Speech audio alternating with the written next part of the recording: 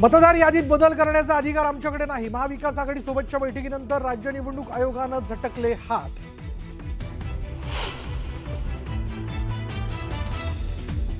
विरोधी पक्षाच्या शिष्टमंडळाने घेतली निवडणूक अधिकाऱ्यांची भेट. मतदार याद्यांमधील घोळावर महाविकास आघाडीच्या नेत्यांसह राज ठाकरेंची आयोगासोबत चर्चा.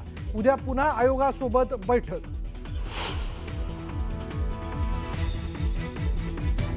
मतदार यादी दुरुस्त होईपर्यंत निवडणुका घेऊ नका, राज ठाकरेंचा आयोगाकडे मागणी. तर अनेक ठिकाणी खोटी मतदार नोंदणी, मतदार याद्यांमध्ये घोळ झाल्याचा मुद्दा उद्धव ठाकरेंकडून उपस्थित. काँग्रेसचे प्रदेशाध्यक्ष हर्षवर्धन सपकाळ उद्याच्या महाविकास आघाडी आणि मनसेच्या बैठकीलाही राहणार गैरहजर. सपकाळांना सर्वपक्षीय शिष्टमंडळाकडून वगळल्याची जोरदार चर्चा.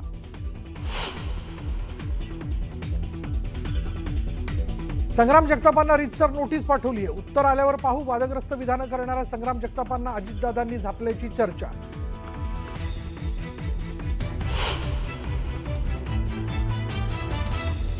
पुढच्या काळामध्ये नथुरामची गोडसे व्हावं लागलं, झालंच पाहिजे. शेतकऱ्यांनो कोयते कुऱ्हाडी घेऊन फिरा, अनावश्यक हिरवळ कापावी लागेल. संग्राम बापू भंडारेंचं चिथावणीखोर वक्तव्य.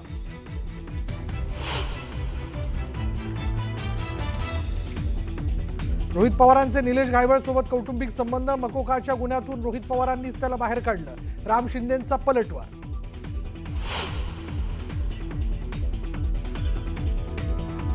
गुन्हेगारीवर रॅप सॉन्ग करणारा पोलिसांच्या ताब्यात. सोशल मीडियावर अपलोड केलं होतं रॅप सॉन्गचं रील. नाशिक पोलिसांनी केस कापून काढली शहरात धिंड.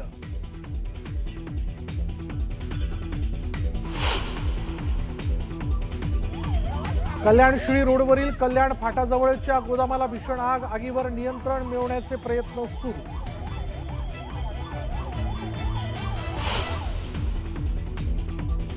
आणि सोन्याच्या दराने गाठला विक्रमी टप्पा. एका दिवसात सोन्याच्या दरात तब्बल 4,000ची वाढ. सोनं प्रतितोळा 1,31,000वर, तर चांदीचे दर 1,96,000वर. नाही की आम्ही सगळ्या प्रकारचे पुरावे दिले, जिवंत माणसं उभी केली, ज्यांना मेली म्हणून काढून टाकलं गेलं. अनेक याद्या दिल्या, बोगस गिरिका याच्यातली. आणि आज निवडणूक आयोगाने सुद्धा एक गोष्ट मान्य केली. मला वाटतं अभ्यंकर सर तुम्ही सांगाल त्याच्याबद्दल. निवडणूक आयोग असं म्हणाला की डबलिंग जिथं आहे तिथं आम्ही त्यांना सांगू की तुम्हाला एकाच ठिकाणी मतदान करता येईल. याचा अर्थ काय माहितीये का? निवडणूक आयोग स्वतः मान्य करतं डबलिंग आहे. नक्की. मग आता हे डबलिंग असेल आम्ही जी, तर ते डबलिंग तुम्ही डिलीट नाही निवडणूक आयोग. मला हे सांगायचं एकतर ज्यावेळेस राहुल गांधींनी हे सगळे आरोप केले त्याला प्रत्युत्तर त्यावेळेस निवडणूक आयोगाने, मी निवडणूक आयोगाची बाजू घेत नाही आणि मला विरोधकांना सांगायचं आहे की तुम्ही निवडणूक आयोगावर बोलत असताना सातत्यानं भाजपवर टीका करताय. त्यावेळेस एक ना एक उत्तर निवडणूक आयोगाने खोडून काढलं. राहुल गांधींचे सगळे प्रश्न जे आहेत ते उत्तर दिलं. आणि त्यावेळेस माननीय राहुल गांधींनी बंद पाकिटावर, बंद बॉन्डवर त्यावेळेस सही केलेली नाही. सही केलेली नाही. आता तुम्हाला विरोधकांना 100% हक्क आहे, अधिकार आहे. तुम्हाला तुमचे प्रश्न निवडणूक आयोगाला मांडण्याचे पूर्ण अधिकार आहे. पण तुम्हाला भाजपवर आरोप करण्याचा किंवा महायुती सरकारवर आरोप करण्याचा काही अधिकार नाही. सगळ्यात महत्वाचं लक्षात घ्या की आज आपली न्याय व्यवस्था कितीतरी वेळा माननीय उद्धव ठाकरेंनी, माननीय शरद पवार साहेबांनी, माननीय राज ठाकरे साहेबांनी ज्या वेळेस निकाल लागले त्या वेळेस असं म्हटलंय की न्याय देवतेवर आमचा विश्वास आहे. न्याय देवता तुमच्या सर्वांसाठी खुली आहे ना. पण प्रत्येक वेळेस हा कानोसा घ्यायचा आणि भारतीय जनता पार्टी आणि महायुतीवर सारखं बोलायचं हे आहे. तुम्हाला संपूर्ण अधिकार आहे. अभ्यंकर सर त्यांचा एक आक्षेप आहे सर. मी प्रश्न फक्त घेतो. त्यांचा आक्षेप क्रमांक 1 आहे, तुम्ही भाजपवर आरोप का करता? आणि दुसरं त्यांचं म्हणणं आहे सातत्याने, हे का पहिल्यांदा बोललेत असं नाहीये, तुम्हाला न्याय देवतेचे दरवाजे उघडे. सुप्रीम कोर्टाने जनहित याचिका दाखल करून घ्यायला सुद्धा नकार दिला, त्याच्यावर सुनावणी करायला. मग आता पर्याय काय? हे 2 आक्षेप आहेत. हे बघा, पहिल्यांदा तुमच्या मागच्या प्रश्नाचं उत्तर देईन की काहीतरी या राज्य निवडणूक आयोगाने सांगितलं की आमच्या हातात काही येत नाही, आमचं केंद्राकडे येतं. मग त्यांनी जेव्हा आपण पत्र पाठवलं की असं शिष्टमंडळ भेटायला येत आहे, तेव्हाच त्यांनी सांगायला पाहिजे होतं की आमच्या अखत्यारीतच येत नाही, हे तुम्ही दिल्लीमध्ये बोला. म्हणजे तिथेच पहिला संशयाला वाव आहे. दुसरं, भाजपवरती आरोप व्हायचं कारण असं आहे की मला म्हणा आता जे चालू आहे त्याला भाजप डिफेंड करताय ना. मग आता जो डिफेंड करतोय तो माणूस आन्सरेबल आहे. आता तो कुठल्या पक्षाचा आहे कुठल्या पक्षाचा नाहीये, कारण जर संपूर्ण देश आता ह्याच्या माझा एक प्रश्न आज खास करून गोरखेजींना आहे की मला सांगा, मुंबईमध्ये तुमचं ते ईव्हीएम मशीन आहे, मग व्हीव्हीपॅट असायला काय प्रॉब्लेम आहे? ह्याच्यावर गोरखेंचं काय मत आहे? व्हीव्हीपॅट असला पाहिजे का नसलं पाहिजे? प्रभाग सिस्टीमला मुंबईला फक्त एकचा प्रभाग आहे, 4 वर्ष कुठेही निवडणुका झालेल्या नाहीयेत, आणि आता हे सांगतात की आमच्याकडे व्हीव्हीपॅटचं मशीनच नाहीये. ज्यांची नावं वगळली आहेत ती का वगळली आहेत ह्याची उत्तरं नाहीयेत. संपूर्ण देशातनं बोगस मतदानाच्या डुप्लिकेशनच्या तक्रारी येत आहेत, आणि त्याच्यावर चोक्कलिंगम साहेब असं म्हणत असतील की आम्ही त्या मतदाराला सांगू की तू एका ठिकाणी जाऊन मतदान कर. एका ठिकाणी जाऊन म्हणजे एकेकाची नावं 6-6 ठिकाणी आहेत. ठरवणार कोण आहे बरोबर आहे का चूक आहे? आणि शेवटचा प्रश्न आता तुम्हाला एक सांगतो, तुम्हाला म्हणजे तुमचा मेंदू काय म्हणतो ज्याला आपण शून्य होईल. आता मी थोडक्यात सांगतो, काही ठिकाणी मुलाचं वय हे वडिलांपेक्षा जास्ती आहे. हा जावई शोध कोणी लावला?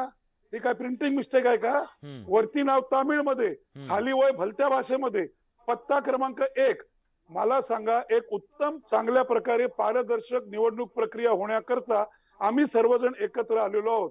वादविवादाविषयी एका बाजूला आहे, महाराष्ट्राचा विचार करायचा तर 12 कोटी लोकांच्या हक्काकरता आम्ही सगळे एकत्र आलेलो आहोत. याला जो साथ देईल तो खरा असेल, जो नसेल त्याला आहे ती प्रक्रिया मान्य आहे, आणि जो जी बाजू घेईल त्याच्यावर टीका आणि प्रश्न विचारलेच जाणार. मीटिंग मध्ये सरळ सांगितलेलं गेलं की व्हीव्हीपॅट आम्ही आता या मशीनला याच्या पुढे असणार नाही.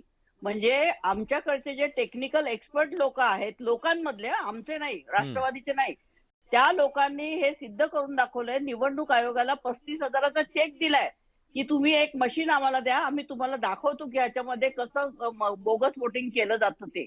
परंतु निवडणूक आयोगाने ते मशीन दिलेलं नाहीये. त्यामुळे ह्याच्यावरती निवडणूक आयोग काहीच बोलत नाही. आणि आता व्हीव्हीपॅट सुद्धा जर नसतील तर मग काय यांचा साचा आहे तो ते करणार. त्याच्यामुळे ते त्यांना सगळं जमलेलं आहे.